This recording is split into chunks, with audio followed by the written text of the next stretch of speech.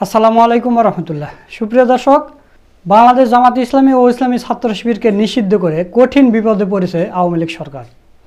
তো এই বিষয়ে ইউরোপ থেকে গুরুত্বপূর্ণ কিছু তথ্য দিয়েছেন বাংলাদেশ জামাত ইসলামীর আইনজীবী ও ইউরোপের মুখপাত্র ব্যারিস্টার আবু বকর মোল্লা সাহেব। তো সেই ভিডিওটা আপনাদের দেখাবো।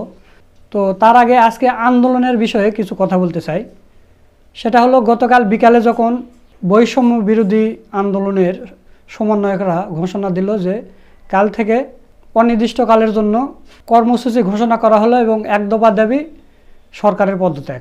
প্রিয় বন্ধুগণ, আজকে আমরা জানি জনগণের দাবি কি। কোনোভাবে আর এক মিনিট ক্ষমতায় থাকার প্রশাসনে বলেছে গণভবনের দরজা খোলা আছে। আমরা সাধুবাদ জানাই যে তিনি আগেই বুঝতে পেরেছেন যে গণভবনের দরজা খোলা রাখতে হবে।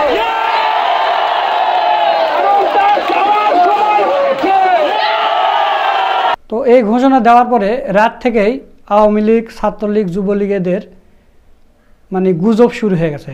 সারা রাত শুধু গুজব আর গুজব চলেছে। তারা ফেসবুকে পোস্ট দিয়েছে যে কালবেলার ব্যানার ইউজ করে তারা পোস্ট দিয়েছে যে আমরা শহীদ মিনার, শাহবাগ, টিএসসি এগুলো সব দখল করে নিয়েছি, কে আসবি তোর আয়, রাস্তায় আয়। তো যখন এই গুজব অনলাইনে ছড়িয়ে যায়, সেই রাতে আবার যমুনা টেলিভিশনের সাংবাদিক সেখানে উপস্থিত হন। সেখানে যে দেখে পুরা এলাকা শুনশান, একটা মানুষ নেই, শুধু কয়েকটা কুত্তা ঘুরে বেড়াচ্ছে।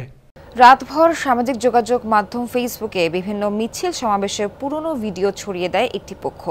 দাবি করা হয় ঢাকার রাজপথ দখলের।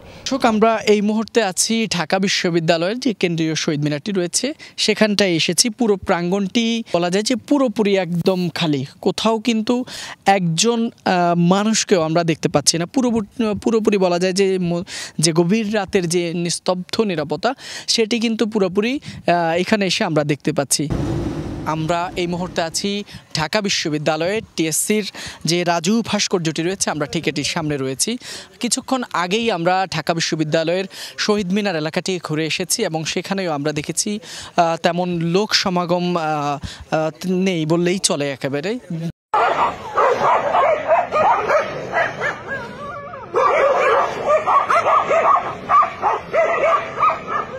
তো ছাত্রলীগের পক্ষ থেকে যখন এইরকম গুজব শুরু হয়, তখন বৈষম্য বিরোধী কোটা আন্দোলনের পক্ষ থেকেও এরাও গুজব শুরু করে দিয়েছে। আপনারা জানেন যে কোটা বিরোধী আন্দোলনের সমন্বয়করা যখন কর্মসূচি ঘোষণা করেন, এরপরই আওয়ামী লীগের সাধারণ সম্পাদক ওবায়দুল কাদের তিনিও কর্মসূচি ঘোষণা করেন। কোটা বিরোধী আন্দোলনের সমর্থকেরা এরা কি গুজব ছড়াইছে সেটা একটু আপনাদের পড়ে শোনাচ্ছি। আপনারা এই পাশে দেখতে পাচ্ছেন, তারা ছাত্রলীগের ব্যানারে এখানে দিয়েছে যে জরুরি প্রেস বিজ্ঞপ্তি, মাননীয় প্রধানমন্ত্রীর নির্দেশ এবং বাংলাদেশ ছাত্রলীগের জরুরি সিদ্ধান্ত মোতাবেক আগামী 4 আগস্ট পূর্ব ঘোষিত সকল আন্দোলন, মিছিল, মিটিং ও সভা প্রত্যাহার করেছে। যদি কেউ স্বেচ্ছায় আন্দোলন করতে গিয়ে ক্ষতিগ্রস্ত হন, তাহলে এর দায়ভার মাননীয় প্রধানমন্ত্রী বা বাংলাদেশ ছাত্রলীগ নেবে না। তাই সবাইকে ধৈর্য ধরে থাকার অনুরোধ করা যাচ্ছে। তো এটা একটা গুজব ছড়াইছে। এরপর আর একটা গুজব কি ছড়াইছে, এটা হচ্ছে কোটা বিরোধী আন্দোলনের পক্ষ থেকে গুজব ছড়ানো হয়েছে এবং এই দুইটা পোস্ট এত পরিমাণ শেয়ার হয়েছে, সকলে মনে করেছে বোধহয় সত্য এটা। আর একটা গুজব যেটা ছড়ানো হয়েছে সেটা আপনারা এই পাশে দেখতে পাচ্ছেন। এখানে বলা হচ্ছে যে আইন শৃঙ্খলা পরিস্থিতি ও ঢাকাবাসীর নিরাপত্তা জড়িত কারণে 4 আগস্ট 2024 এর বাংলাদেশ আওয়ামী লীগ এবং এর অঙ্গ সংগঠনে গৃহীত কর্মসূচি প্রত্যাহার করে নেওয়া হলো। নেতাকর্মীদের পরবর্তী নির্দেশের অপেক্ষা করতে অনুরোধ করা হলো। তো এটা একটা গুজব। তো দেখা গেল যে ছাত্রলীগের গুজবের চাইতে এই কোটা বিরোধী আন্দোলনের যারা এই গুজব ছড়াইছে এটাই বেশি প্রতিফলিত হয়েছে। সকলে মনে করেছে যে সত্যি বোধহয় আওয়ামী লীগ তাদের কর্মসূচি প্রত্যাহার করেছে, কিন্তু না, আওয়ামী লীগ কর্মসূচি প্রত্যাহার করেনি।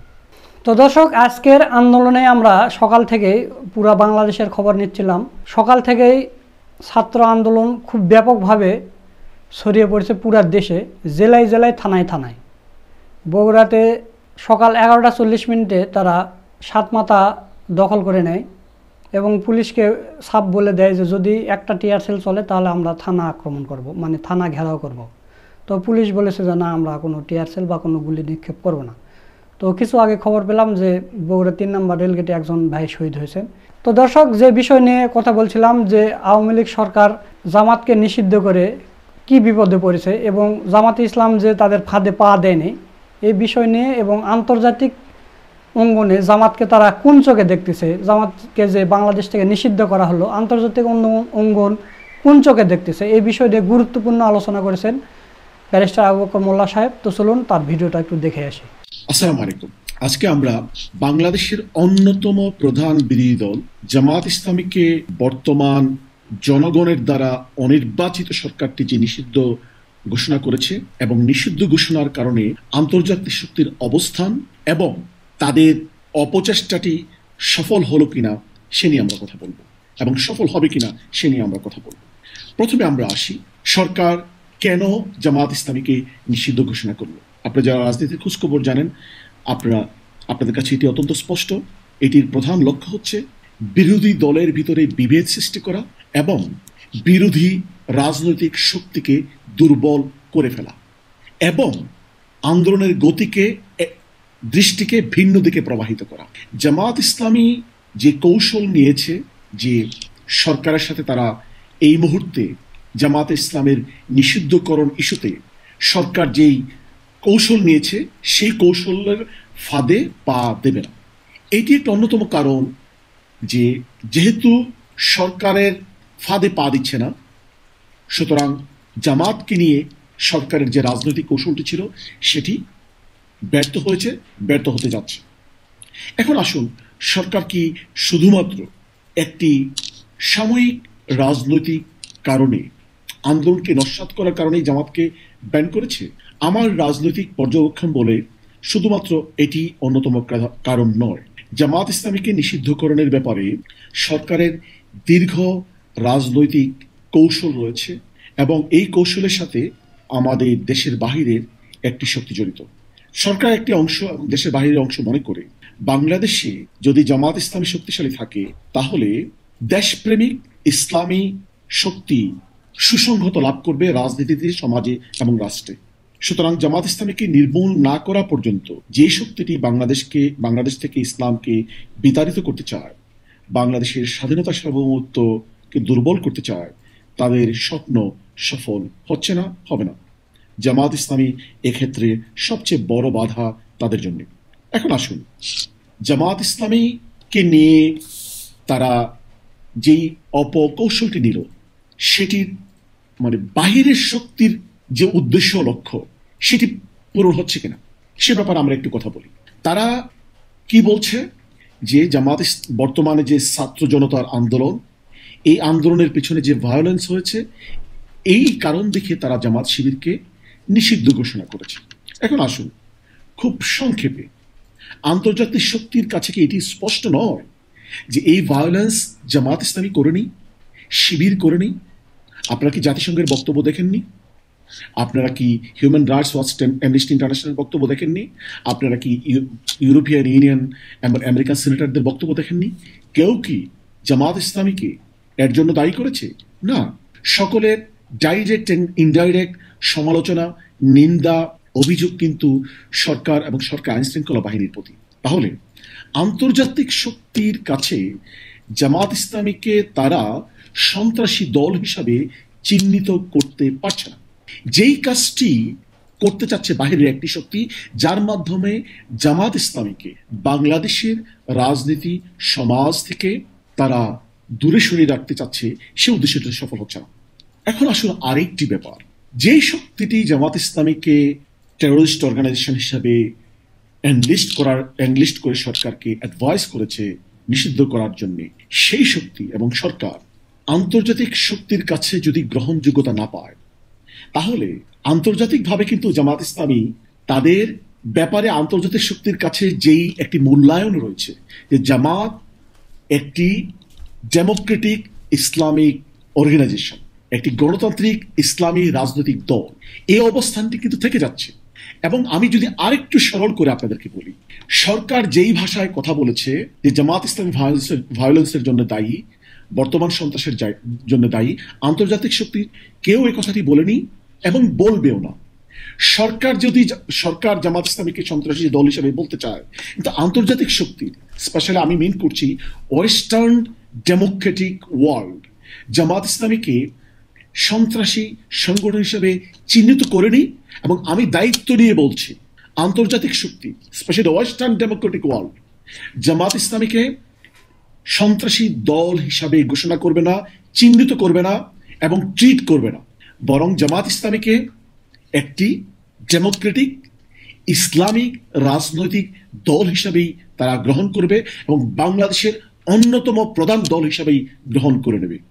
এবং আমি আপনাদেরকে আরেকটি কথা বলতে চাই যে জামাত ইসলামীকে নিষিদ্ধ করার পরে জামাত ইসলামীর পক্ষ থেকে আন্তর্জাতিক স্টেক হোল্ডারদের কাছে যোগাযোগ করা হয়েছে। তারা জানিয়েছে যে জামাতের ব্যাপারে সরকারের এই অবস্থানের সাথে তারা একমত না, এবং জামাত ইসলামীকে তারা, সরকার যেভাবে জামাতকে ট্রিট করতে চায়, আন্তর্জাতিক world, specially international stakeholders যারা ডেমোক্রেটিক ওয়ার্ল্ডের অংশ, ওয়েস্টার্ন ডেমোক্রেটিক ওয়ার্ল্ড আমি মিন করছি, তারা জানিয়েছে তারা সরকারের এই বক্তব্যের সাথে একমত নয়। আমি উপসংহারে যে কথাই বলছি, সরকার দীর্ঘমেয়াদে ক্ষমতা থাকার অংশ হিসাবে এবং আরেকটি শক্তির কৌশলের অংশ হিসাবে যারা বাংলাদেশকে দুর্বল করতে চায়, ইসলামকে দুর্বল করতে চায়, এই দুই উদ্দেশ্যে জামাতকে ব্যান করা হয়েছে। আপনারা দেখছেন জামাতকে নিষিদ্ধ করার পরও ছাত্র জনতার আন্দোলন কিন্তু বন্ধ হয়নি। জামাত সরকারের ফাঁদে পা দেয়নি। সুতরাং সরকারের এই উদ্দেশ্যটি কিন্তু ব্যর্থ হল। আর বাইরের আরেকটি শক্তি, তাদের যে উদ্দেশ্য ছিল যে জামাত ইসলামীকে সন্ত্রাসী দল হিসাবে আন্তর্জাতিক ওয়ার্ল্ডে এটাকে গ্রহণ করানো যায় কিনা, যেহেতু বাংলাদেশ সরকার ঘোষণা করেছে। আমি আপনাদেরকে ইনফরমেশনটা দিয়েছি, আন্তর্জাতিক শক্তি সাথে জামাতের পক্ষ থেকে যোগাযোগ করা হয়েছে। তারা জানিয়েছেন যে বর্তমান সরকার যেভাবে জামাতকে চিহ্নিত করতে চায়, এই উদ্দেশ্যের সাথে তারা একমত না। অর্থাৎ জামাত ইসলামীকে তারা সন্ত্রাসী দল হিসাবে মনে করে না। সরকারের বয়ানটিকে তারা প্রত্যাখ্যান করে তারা জামাত ইসলামীকে পূর্বেই যেভাবে আপনি আন্তর্জাতিক রিপোর্টগুলোতে দেখবেন, আমেরিকান স্টেট ডিপার্টমেন্টের রিপোর্ট সহ আরও ইন্টারন্যাশনাল যতগুলো রিপোর্ট আছে, সেগুলোতে যেই বক্তব্য ছিল যে জামাত ইসলামী অন্যতম বৃহৎ ডেমোক্রেটিক ইসলামিক রাজনৈতিক দল ওয়েস্টার্ন ওয়ার্ল্ডের, সেই বয়ানটি এখনো আছে। এবং আমি দৃঢ়ভাবে বিশ্বাস করি এই বয়ানটি থাকবে। সরকারের অপকৌশল অথবা সরকার সংশ্লিষ্ট বাহিরের একটি অপশক্তির অপকৌশলটি ব্যর্থ হয়েছে এবং ব্যর্থ হতে বাধ্য, এবং বাংলাদেশের ছাত্র জনতার অভ্যুত্থান ঠেকানোর জন্য তারা যে কৌশলটি নিয়েছিল, সেই কৌশলটিও ব্যর্থ হয়েছে। এবং আরেকটি সুখবর দিয়ে আপনাদেরকে শেষ করতে চাই, সেটি হচ্ছে যে আপনারা জানেন জামাতের ভাতৃপ্রতীক, অর্থাৎ যদিও জামাত ওই সংগঠনের অংশ নয়, তারা জামাতের অঙ্গ সংগঠন নয়, তাদের সাথে একটি ভালো সম্পর্ক রয়েছে, যদিও স্ট্র্যাটেজিক মত পার্থক্য থাকতেই পারে। সেই সংগঠনটির নাম হচ্ছে ইখওয়ানুল মুসলিমিন অথবা মুসলিম ব্রাদারহুড। 53 বছর ধরে ওই সংগঠনটি মিশরের স্বৈরাচারী সরকার সমূহের দ্বারা ব্যান ছিল। 53 ইয়ার্স ব্যান থাকার পরে ওই দলটি যখন ওই দেশে ডেমোক্রেটিক পরিবেশ ফেরত আসে, তখন সরকারের দ্বারা ব্যান্ড অর্গানাইজেশনটি, যেটি 53 বছর ধরে ব্যান্ড ছিল, তারা জনগণের দ্বারা অ্যাকসেপ্টেড হয়ে জনগণের ম্যান্ডেট নিয়ে ক্ষমতা এসেছিল। জামাত ইসলামীর জন্য সুখবর যে রাষ্ট্রীয় শক্তিগুলো অথবা ক্ষমতায় যারা জনগণের ম্যান্ডেট ছাড়া টিকে থাকে, তারা জামাত ইসলামীকে ব্যান করলো। জামাতের ভাতৃপ্রতীক ইখওয়ানুল মুসলিমিন যেমন জনগণের কাছে ব্যান ছিল না, সরকার কর্তৃক তাদেরকে আবার রাজনীতি করার সুযোগ দেওয়া হলো নতুন বিপ্লবের পরে, তখন জনগণ তাদেরকে হৃদয়ে গ্রহণ করে নিয়েছে, জনগণ তাদেরকে রাষ্ট্রীয় আসনে বসিয়েছে। এটি অসম্ভব নয়। আমি খুবই আশাবাদী যে ভাতৃপ্রতীক মুসলিম ব্রাদারহুডকে যেমন দীর্ঘদিন ব্যান রাখার পরও মিশরের জনগণ তাদেরকে বিশ্বস্ত মনে করে, কম্পিটেন্ট মনে করে ক্ষমতা বসেছে। জামাত ইসলামীর লোকজনদের বিরুদ্ধে করাপশনের অভিযোগ নেই, তাদের খাঁটি দেশপ্রেম নিয়ে অভিযোগ নেই, তা দলটি সুসংগঠিত। এই সকল দিক বিবেচনা করে জামাত ইসলামীকেও বাংলাদেশের জনগণ তাদের হৃদয়ের কোঠায় স্থান দিতে পারে এবং জামাত ইসলামীকেও ইখওয়ানের মতো সঠিক রাজনৈতিক পরিবেশ ফেরত আসলে বাংলাদেশের জনগণ as a better alternative, better option Jamaat ইসলামীকেও ক্ষমতায় বসাতে পারে। ধন্যবাদ। দর্শক, আপনারা ব্যারিস্টার আবু বকর মোল্লা সাহেবের ভিডিওটা দেখলেন। তো সব মিলিয়ে আজকের এই ভিডিওটা কেমন লেগেছে, যদি ভালো লাগে ভিডিওটা বেশি বেশি করে শেয়ার করবেন। সকলকে ধন্যবাদ। আসসালামু আলাইকুম ওয়া রাহমাতুল্লাহ।